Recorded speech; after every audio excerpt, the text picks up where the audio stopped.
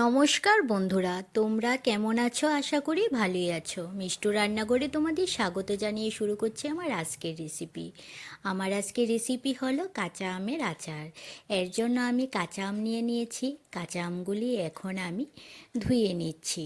কাঁচা আমগুলি ধুয়ে নেওয়ার পর এখন আমি কাঁচা আমগুলি প্লেটে নিয়ে নিচ্ছি।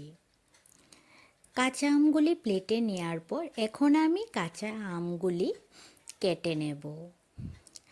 কাঁচা আমগুলি খোসা ছাড়িয়ে আমি লম্বা লম্বা করে কেটে নিয়েছি। এখন গ্যাসে একটা আমি কড়াই বসিয়ে দিয়েছি। কড়াই বসিয়ে দেওয়ার পর দিয়ে দিলাম জল।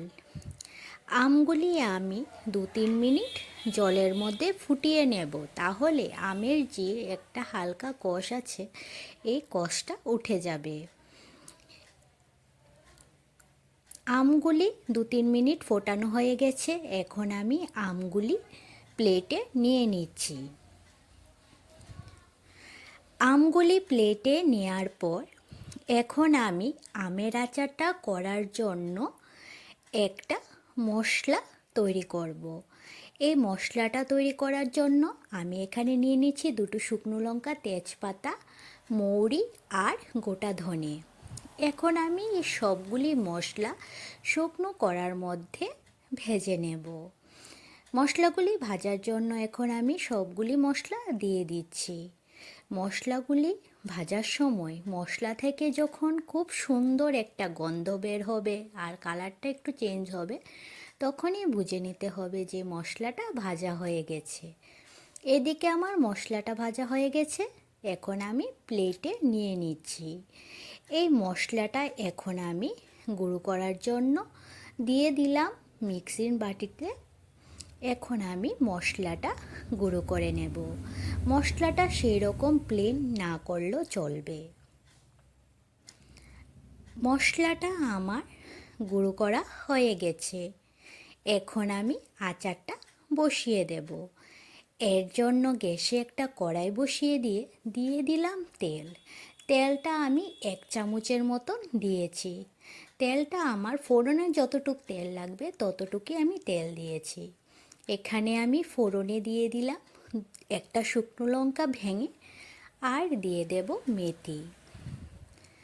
ফোড়নটা হয়ে যাওয়ার পর এখন আমি এর মধ্যে দিয়ে দেব আগে থেকে কেটে রাখা আমগুলি।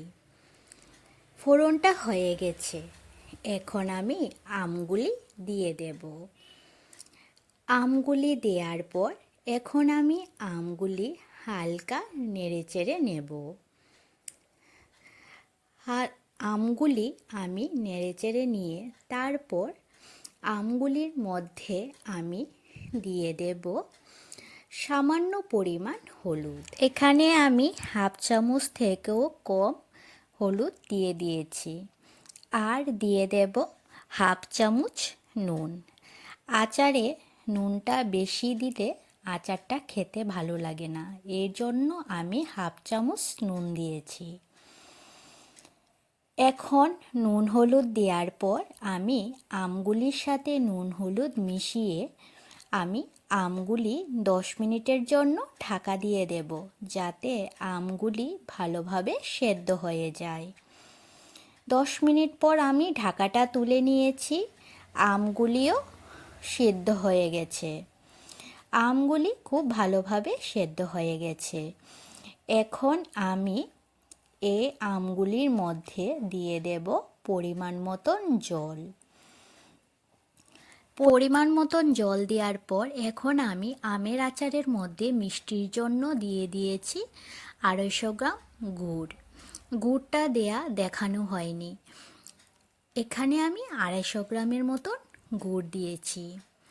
গুড়টা দেওয়ার পর এখন আমি গ্যাসের আঁচটা মিডিয়ামে রেখে আমের আচারটা নাড়তে থাকবো যতক্ষণ পর্যন্ত গুড়টা গলে না যাচ্ছে।